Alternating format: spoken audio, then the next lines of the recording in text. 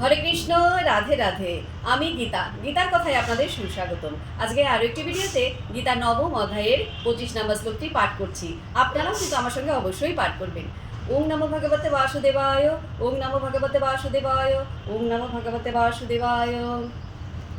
জানতি দেবব্রতা দেবান, পিতৃন জানতি পিতৃব্রতা, ভূতানি জানতি ভূতেজ্জা, জানতি মত যাজিন ওপি মাম।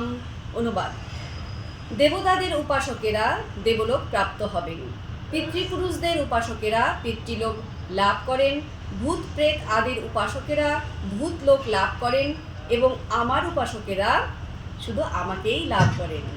তো ভক্তগণ, এমনি করে প্রতিদিন একটি করে গীতা শ্লোক পাঠ করুন আর এই দুর্লভ মানবজনককে ধন্য করুন।